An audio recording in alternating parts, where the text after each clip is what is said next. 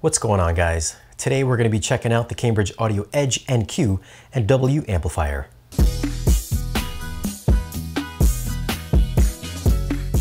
You know, I'm really a home theater guy. I actually spend more time watching movies than I do listening to music, but I'm sure you guys already know that.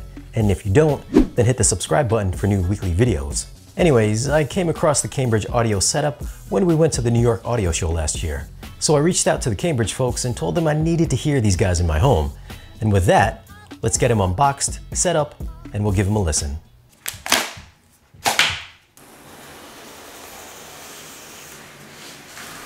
The W amplifier retails for $3,000 and is a 2-channel amp. You can see here it's packed very securely in some very thick foam and a zipper bag. Inside, we get the unpacking instructions and a warranty card. The other accessories are underneath the amplifier. Here we get the manual, remote trigger cable, and 2 power cables. I'll spare you the preamp unboxing since they're packed exactly the same. But for the NQ accessories, we get the owner's manual, a very high quality heavy aluminum remote control, another trigger cable, batteries for the remote, a Wi-Fi dongle, a little Wi-Fi antenna, and 2 more power cables. Taking a closer look at the W amplifier, you'll see that it's chiseled from aluminum with only a power button located lower left corner, along with an engraved Cambridge logo. On both sides, you'll find massive heat sinks as the amp is rated at 100 watts per channel into 8 ohms, or 200 watts into 4 ohms. The amp uses Cambridge's own proprietary Class XA design. It combines the sound qualities of a Class A amplifier and the efficiency of a Class AB amp. It does this by adding voltage to a traditional Class AB design, shifting the crossover point to a position where the audio distortion is not audible to the human ear. Cambridge Audio's Class XA operation adds a bias voltage to a traditional AB amplifier design, effectively moving the crossover point, and therefore crossover distortion, to a position where it is much less audible. Around back we have binding posts for each speaker. There's unbalanced and balanced XLR outputs as well as inputs. There's an auto power down switch next to a pair of triggers, and of course you have the AC power in. As for the size of the amp, it's 5.9 inches in height by 18.1 inches wide by 15.9 inches deep, and it weighs a hefty 51.9 pounds. Moving over to the NQ preamp, we have the same engraved Cambridge logo with a power button left next to a 3.5mm headphone jack. In the center is an LCD color display for navigation and file information, and on the right side is the volume control that does double duty for menu navigation. By turning this outer ring, you can rotate to your desired input.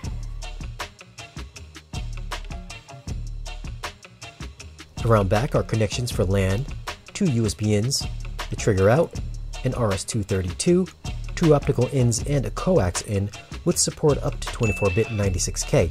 For higher resolution files, there is a USB audio in with support for up to 32-bit 384K or DSD-256. There's an HDMI in with ARC, unbalanced RCA and balanced XLR outputs as well as inputs, and the AC power input. Now if we take a look at the top of the NQ, it looks as if there's a special spot just for the amplifier to sit on. This is the recommended place to put the amp since it does give off a surprising amount of heat. Not enough to burn you, but it is uncomfortably hot if you rest your hand on it. For connections, I'll be using a pair of AudioQuest Mackenzie XLRs and a pair of AudioQuest Type 4s. For speakers, I'll be using a pair of Martin Logan ESLXs. These are my personal speakers, so I know exactly how they sound with different equipment. If you want to check out the review for the speakers, I'll leave a link for it at the end of this video. Previously, I had been using the Rotel 1590 amp, partnered with an NAD M17 V2 preamp.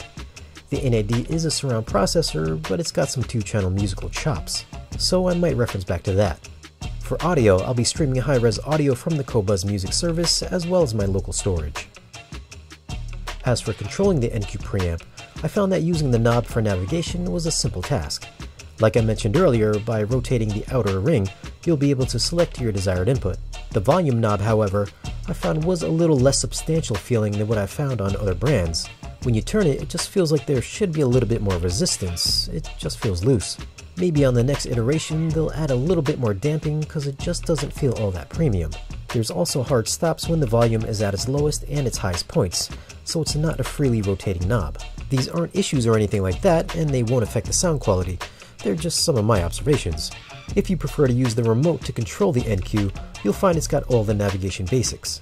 Just be sure you don't drop it on your foot, because this thing feels like it weighs about 5 pounds. I think it's cut from the same aluminum as the amp and the preamp. If you want to forego the remote, you can grab the Edge app in the App Store for either Android or iOS. Within the app, you can power on or off the NQ, link your music service accounts, or browse any servers on your network.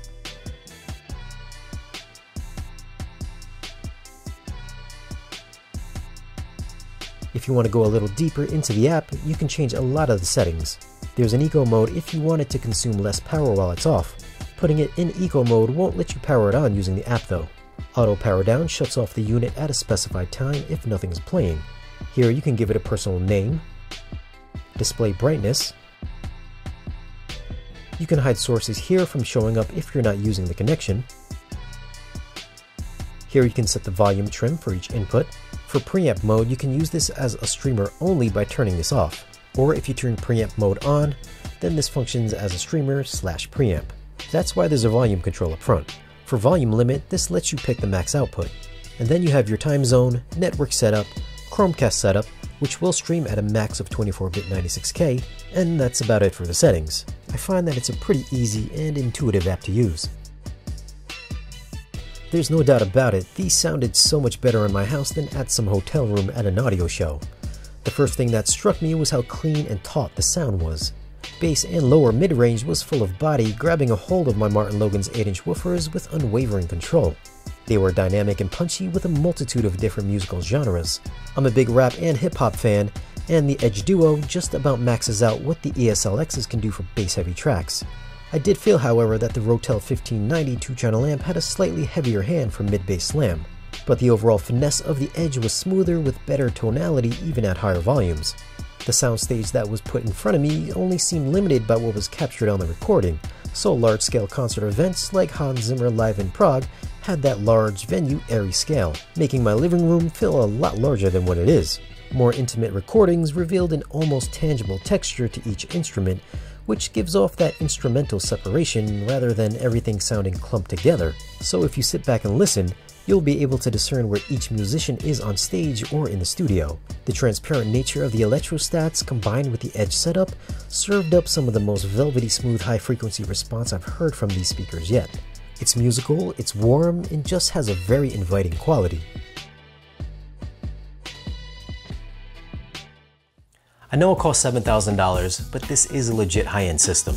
And in the world of high-end audiophile setups, this one is kind of on the affordable side. Obviously, I spoke about these as a pair, but you can always purchase them separately. If you've already got a great amp and just need a preamp, I think you'll find that the NQ has just about all the features you could want. And it's got a pretty good looking design too. Now this is my favorite stereo setup that I've had in the house so far. It's just a shame that I don't have enough spare change to keep it. Well, thanks guys for checking out the video. Leave us a comment and let us know your thoughts on the Cambridge Audio Edge. Do any of you own the pair, and what do you think of the sound? If you want, you can find us on social media, and we have a Patreon page too. Don't forget to like, share, and subscribe, and we'll see you guys again in the next one.